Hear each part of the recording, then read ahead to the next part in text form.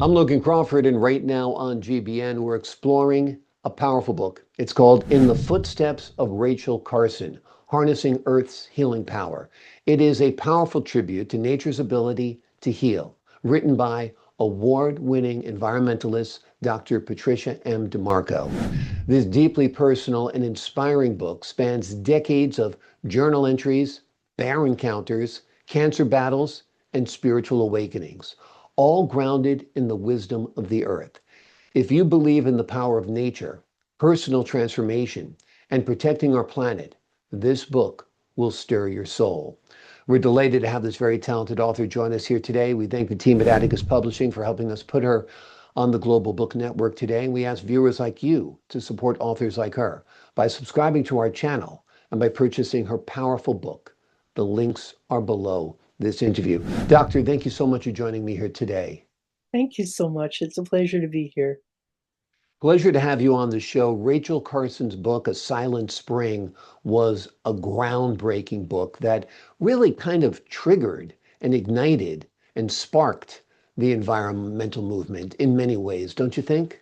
I agree. She really gave in lay language to a wide general public the significance of continuing to poison the earth by unintended consequences at that time of industrial activity. And I think it would have been probably not as impactful if she hadn't allowed people to visualize what life would be like if we continued to poison the living systems that we depend on. And her fable for tomorrow that began the book, which described a poison that had fallen on the ground and poisoned people and everything. People relate to that because they could visualize it. People will not move to what they cannot visualize. And so I think it was her imagery and the poetry of her works that allowed people to understand something that's really very complicated.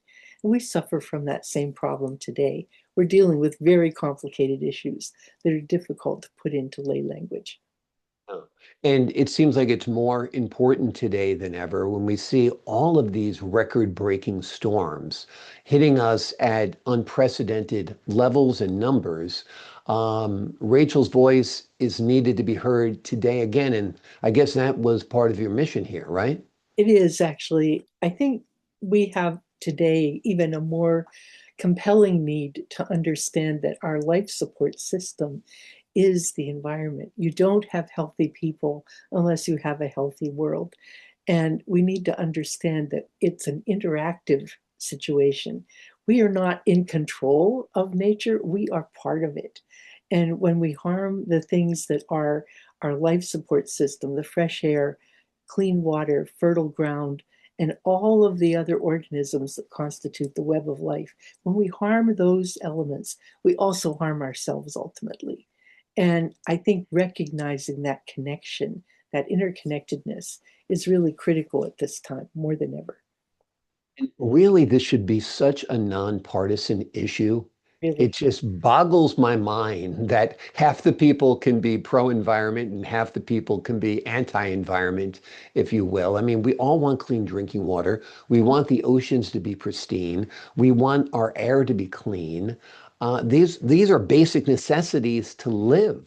Exactly. And I think the reason we've become so divided is that there are economic interests attached to all of these things that really need to understand that this isn't an economic issue alone. This is an existential issue. We're talking about the climate changing in ways that will really suppress the ability for life to exist as we know it in many, many parts of the globe.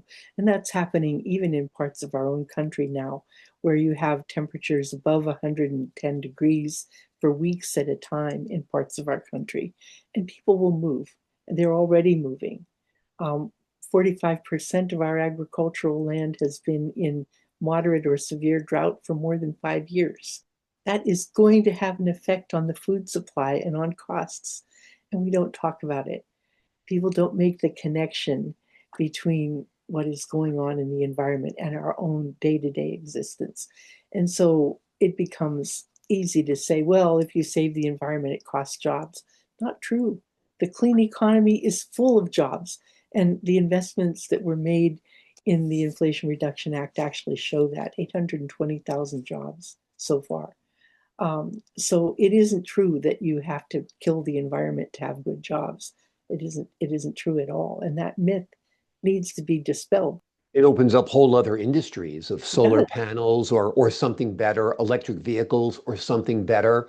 You know, I think it could be a time of innovation and ingenuity and excitement instead of like, no, that's no good. I'm going to continue spewing, fossil fuels into the air. It does boggle my mind. And also, how long can we prop up houses on stilts, saying, okay, well, the water can pass through? Well, that'll work for maybe 5 years, a decade, but eventually the stilts aren't going to be high enough, you Laws of know? nature are not negotiable. Yeah, You can deny them, you can pretend, you can think you're sweeping back the tide, but the laws of nature are not negotiable. yeah, And, you know, when you put increasing numbers of gases into the atmosphere that suppress the diffusion of heat, you're going to get a warmer planet. There's no question about it. And the effects of that are going to be felt for generations forward. And so every day we delay addressing the issue in realistic, comprehensive ways, the longer we're going to have, difficulties. I think what I like to focus on, though, is not what we're giving up, but the fact that if you can live in harmony with nature and develop a shared prosperity as a goal, instead of, enriching a few people at the expense of the many. The greatness of a country isn't judged by the number and fame of its billionaires, but by the well being of the least among us, the children, the elderly, the infirm, the veterans. Those are the people. If they're doing well, everyone else is going to be doing well also. And, exactly. you know, it isn't comfortable to see the policies of our country making a U turn in the wrong direction. Without a doubt. Yeah, we do have to take care of the vulnerable populations. I mean, I think we're judged ultimately by how well we care for the least powerful among us. Let's talk a little bit about your book, Yeah. the structure of it. It's very, very unique. It's very, very personal. Tell us about it.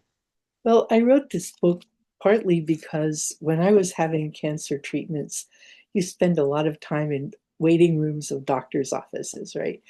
And the stuff they give you to read is just so depressing.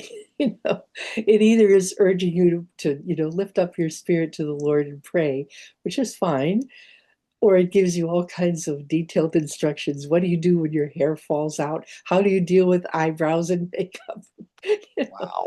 And you talk to people, they're all telling you how miserable they feel. And I'm going, this is not what I want to think about or hear about.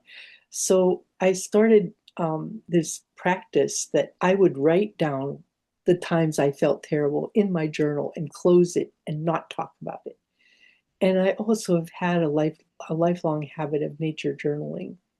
And because so much of the time when I was recovering from various surgeries required that I sit still in usually a garden or the outdoors somewhere, things come to you. And so I wrote about some of those experiences, the mother lynx coming to drink out of the pond and looking, so warily across the water. And I could hear her lapping, because it was so quiet. And her little kits were up in the bushes.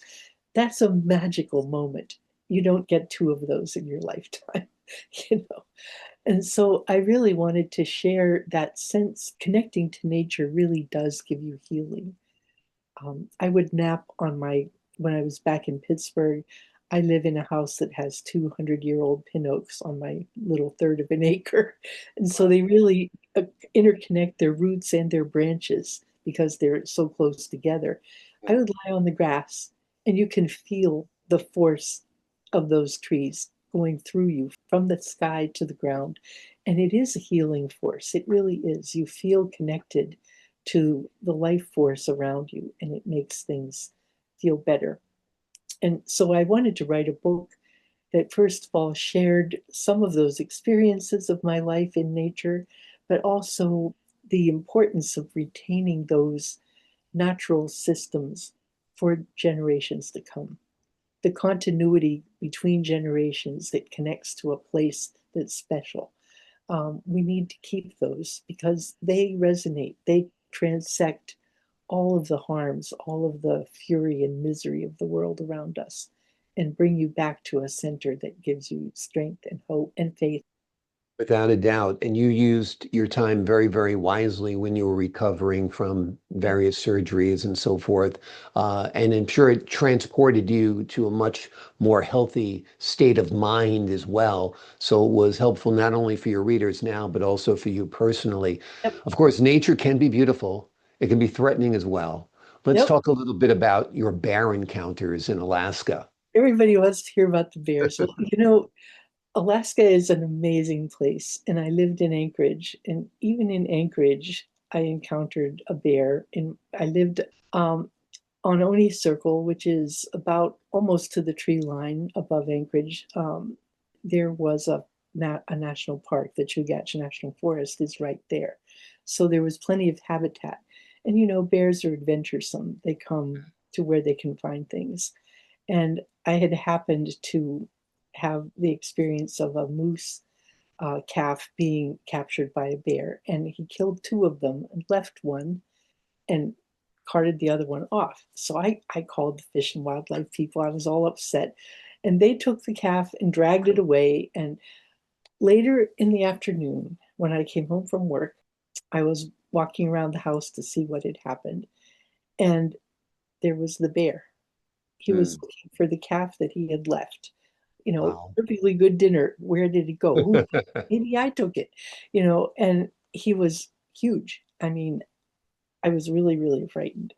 Um, but my husband was with me, and he had also our dog, who was now jumping up and down, having a conniption, and he shouted, made a commotion. We, tried to look as big as possible by standing together and spreading out arms. And the bear decided he would go elsewhere. He dropped on his fours and went away. But that was pretty scary. I think wildlife is beautiful. It's spectacular. It is, as Rachel Carson often described, it is red in tooth and claw. It is merciless. Hmm. And you don't understand how vulnerable you are as an animal, a human animal, when you're in their habitat, because they are territorial and they're opportunistic. And, it's difficult, but it's an amazing experience to not get mauled by a bear, but to be able to see one close and understand their power and actually their actual fact that there are those apex predators means that that ecosystem is pretty healthy too. Yeah.